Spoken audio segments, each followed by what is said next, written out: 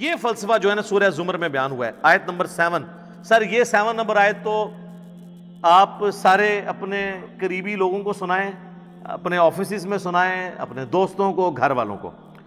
ان تکفروا فإن اللہ غنی عنکم۔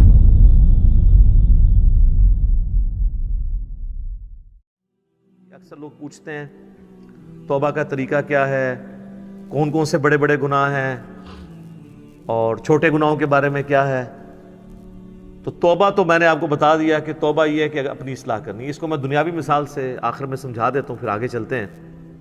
مجھے بتائیں، جس شخص کی زندگی میں ایک دفعہ، بالکل پہلی دفعہ، کسی گرم استری سے ہاتھ جل جائے، دوسری دفعہ وہ ٹھنڈی کو بھی لگاتے ہوئے ڈرے گا نا کہ ہو سکتا ہے تھوڑی دیر پہلے کوئی استری نہ کر گیا ہوئے۔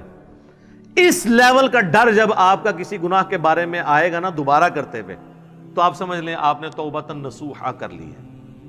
یا ایھا الذین آمنوا توبوا الی اللہ توبۃ نصوحا، ایسی توبہ کرو جو آگے کو نصیحت ہو جائے۔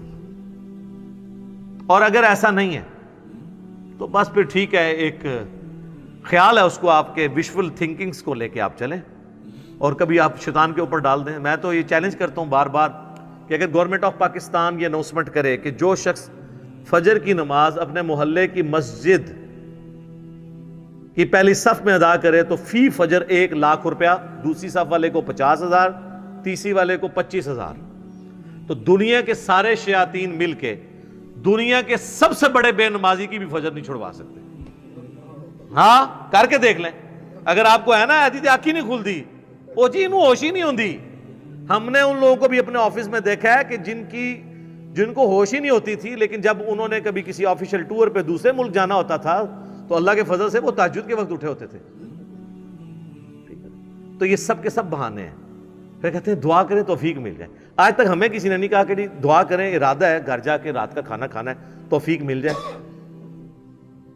نہیں، وہ کھانا ہوتا ہے۔ آج تک کسی نے ٹوائلٹ جانے سے پہلے کہا جی دعا کریں، مطلب ایک بڑا مشکل کام میں کرنے جا رہا ہوں، ہے تو مشکل کام ہے سر، پیشاب بند ہو جائے تو نہیں کھلتا، آپریشن ہوتا ہے، تو مہربانی کریں ذرا دعا کریں کہ اللہ تعالیٰ عزت سے یہ پیشاب میرا نکلوا دے، نہیں، وہ ارادہ ہوتا ہے۔ سارے کی ساری یہ دعائیں توفیقیں نیک اعمال کے بارے میں، کیونکہ وہ کرنے نہیں ہوتے۔ یہ بات ہے سر، جو ہم نے سر کام کرنا ہوتا ہے نا، آج تک کبھی ہوا ہے کہ کوئی شخص ہمارے باوجداد میں بھی رپورٹ ہوا ہو، کوئی شخص مسجد میں نماز کے لیے گیا ہو تو شیطان دروازے پہ آ کے فزیکلی کھڑا ہو جائے، آج تنوں میں مسجد ہی نہیں وڑن دینا، نہیں۔ اور یہ بھی نہیں ہوگا کہ اذان ہو اور آپ کے پاؤں آٹومیٹکلی مسجد کی طرف چل پڑے، یہ بھی نہیں ہوگا، ورنہ تو جنت اور جہنم کا کنسپٹ ختم ہو جائے گا۔ یہاں اللہ نے اختیار دے دیا، انا ہدیناہ السبیل اما شاکرا و اما کفورا، ہم نے تو ہدایت کا راستہ واضح کر دیا ہے، چاہو تو شکر گزاری کی روش اختیار کرو، خواہ نہ شکری کی۔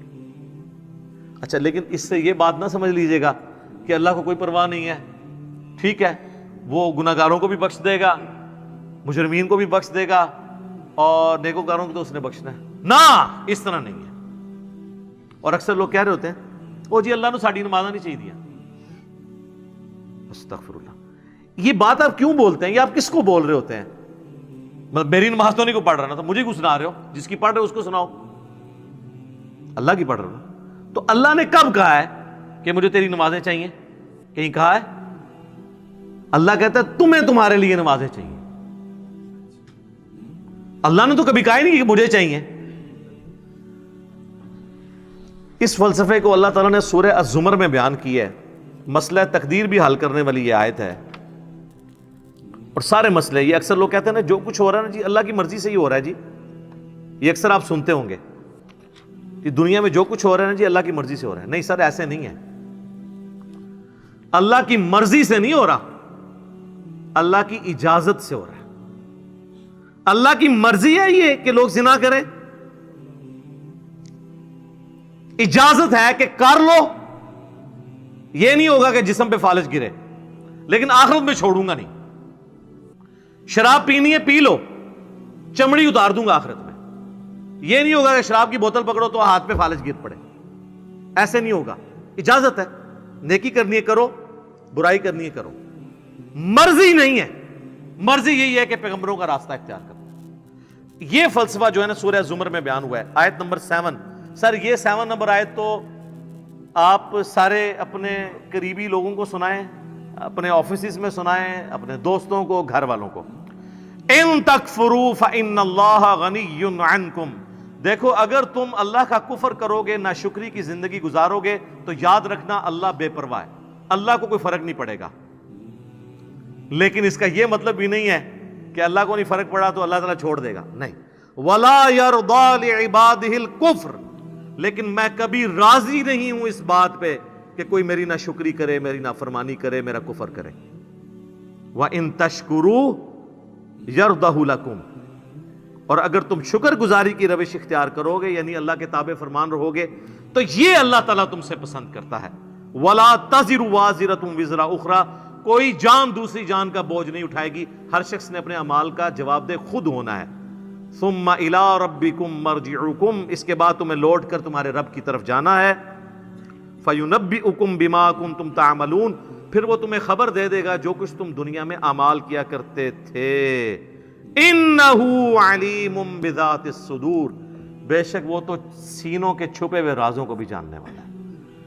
اللہ اکبر، یار اللہ سے کون بھاگ سکتا ہے؟ میرے بھائی آپ اپنی داڑھیوں سے، پگڑیوں سے، نمازوں سے، تسبیحوں سے دنیا کو دھوکہ دے سکتے ہیں، قانون کو چکمہ دے سکتے ہیں، اللہ سے بھاگ کے کہاں جائیں گے؟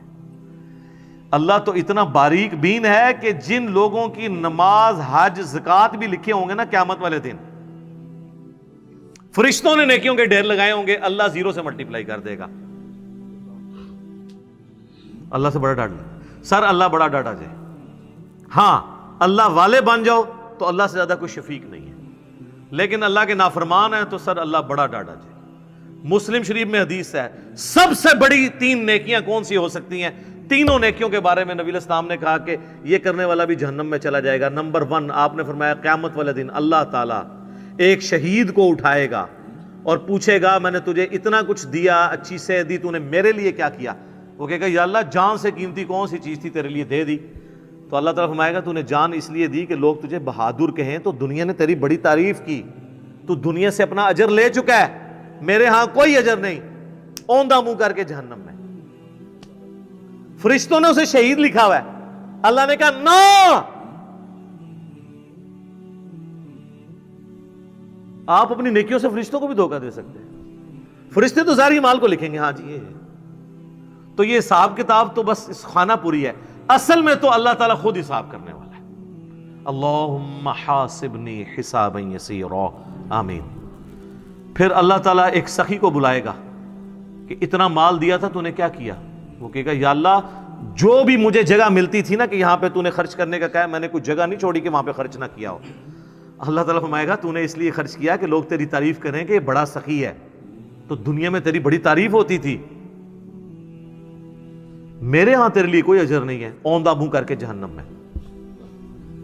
پھر قرآن کے قاری کو بلایا جائے گا، اللہ تعالیٰ کہے گا میں نے تجھے قرآن دیا تھا، تو نے میرے لیے کیا کیا؟ کہے گا یا اللہ میں نے اتنے لوگوں کو قرآن سکھایا، قرآن کی تعلیم دی۔ اللہ نے فرمایا یہ اس لیے کہ لوگ تجھے قاری کہیں، تو دنیا میں تیری بڑی تعریف ہوئی، تیرے نام سے پہلے بھی 8 دمیں ہوتی تھی، بعد میں بھی 10 دمیں لگتی تھی، یہ میں اس کی تشریح کر رہا ہوں۔ پھر لوگ کہتے ہیں نہیں دیسی تو لکھے ہی نہیں سی ہوا، دیسی اتنا کوئی نہیں لکھا ہوتا، وہ آپ کڑنا ہوتا ہے بچوں، کیونکہ قرآن پرانا نہیں ہوتا۔ قرآن اگر نبی اسلام کے زمانے میں بات ہو رہی ہے نا سورۃ الانفال میں کہ اپنے جو گھوڑے ہیں وہ جہاد کے لیے تیار رکھو، تو آج گھوڑوں کو ہم میزائل میں اور ایئر کرافٹس کی فارم میں اس کو ترجمے اور تشریح میں بیان کریں گے، ہمیں یہ کوئی گلا نہیں کرے گا یہ قرآن میں گھوڑے لکھا سی تسی یہ کیوں بیان کیتا ہے؟ تو تسی کھوتے نہ بنو، اپنی عقل بھی استعمال کرو، وہ تو ڈاکٹرن ہوتی ہے۔ اللہ تعالیٰ اس کو اوندھا منہ کر کے جہنم میں پھینکے گا۔ سر ان 3 بڑی نیکیوں سے بڑی کو نیکی کسی کو پتا تو مجھے بتا دے، شہادت سے بڑی کوئی نیکی نہیں ہے۔ سب سے قیمتی چیز اللہ کو دے دینا، جان، اللہ کی راہ میں مال لوٹانا، قرآن میں نماز کے ساتھ آلموسٹ ہر جگہ انفاق فی سبیل اللہ کا حکم آیا۔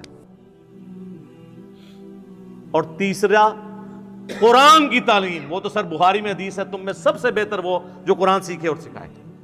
ان 3 نیکیوں سے بڑی کو نیکی پاسبل نہیں ہے، لیکن 0 سے ملٹیپلائی، کیونکہ اللہ کے لیے نہیں کی، مسند احمد میں حدیث ہے جس نے دکھلاوے کے لیے روزہ رکھا اس نے شرک کیا، جس نے دکھلاوے کے لیے نماز پڑھی اس نے شرک کیا، اور جس نے دکھلاوے کے لیے صدقہ کیا اس نے شرک کیا.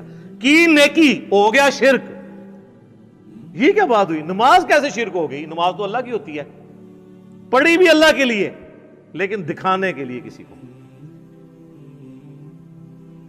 ہمارے ایک ایکس پریزیڈنٹ تھے نا، مجھے ان کی پالیسی سے تو بہت اختلاف ہے، جنرل ضیاء الحق، لیکن ایک مذہبی آدمی تھے. ان کی وجہ سے ہماری فوج کے اندر کافی ریفارمز آئیں، اور یہ بہت بڑا احسان ہے ان کا پاکستانی فوج کے اوپر، ورنہ ان سے پہلے کی فوج اور آج کی فوج میں بڑا فرق ہے. اب آپ کو مذہب کا رنگ غالب نظر آئے گا ہماری فوج کے اندر. اور جب فوج سے لوگ ریٹائر ہوتے ہیں تو میں تو سب سے زیادہ باقی اداروں کی نسبت ان لوگوں کو دیکھا ہے کہ پریکٹسنگ مسلمان ہیں، کیونکہ موت کو بڑا قریب سے دیکھ لیتے ہیں نا، تو بڑے بڑے لوگوں کی عقل ٹھکانے ہو جاتی ہے. جب اپنے ساتھ آپ شہداء کی لاشیں اٹھاتے ہیں بارڈرز کے اوپر، تو بس انسان کو نظر آتی ہے یار کل تو یہ میرے ساتھ روٹی کھا رہا تھا، آج میں اس کے جسم کے لوتھڑے سمیٹ رہا ہوں. تو سر بڑے بڑے لوگوں کا قبلہ درست ہو جاتا ہے. تو جنرل ضیاء الحق صاحب چونکہ نمازی تھے بڑے پکے، تو ان کے ساتھ جو لوگ ہیں نا انہوں نے مجھے بتایا کہ جب وہ نماز جاتے تھے لوگ بغیر وضو بھی ساتھ پیچھے کھڑے ہو جاتے تھے، کیونکہ وہ نماز پڑھنے کا تو موڈ نہیں ہوتا تھا، اور وضو تو ایک تردد ہے نا، اور وضو کسی کا چیک تو نہیں ہو سکتا سونگ کہ اس کا وضو ہے یا نہیں ہے. تو وہ اس پر ٹوٹل پورے، جس طرح ہمارے یہاں پہ کئی پولیٹیکل لیڈرز کے لوگ جنازے پڑھنے کے لیے صحافی بھی آئے ہوتے ہیں، اگر آپ ان سے نماز سنیں نماز بھی نہیں آتی اور جنازہ پڑھنے کے لیے آئے ہوتے ہیں، ادھر سوٹیں لگا رہے ہوتے ہیں، ادھر میسیج دیکھ رہے ہوتے ہیں، ساتھ ہی جنازے کی اناؤنسمنٹ، جنازہ پڑھا، نہ ان کو دعا آتی نہ وضو کیا ہوتا ہے، الا ماشاء اللہ. یعنی یہ نا آپ کہ میں ساروں کے لیے بات کر رہا ہوں. تو وہ ساری اس طرح کی جو نمازیں پڑھ رہے ہوتے ہیں وہ تو دکھلاوے کی ہو رہی ہوتی ہے نا، اللہ کے لیے تو ہو نہیں رہی ہوتی ہیں. تو استغفر اللہ الذی لا الہ الا ہو الحی القیوم واتوب الیہ من کل ذنب واتوب الیہ. آمین ثم آمین.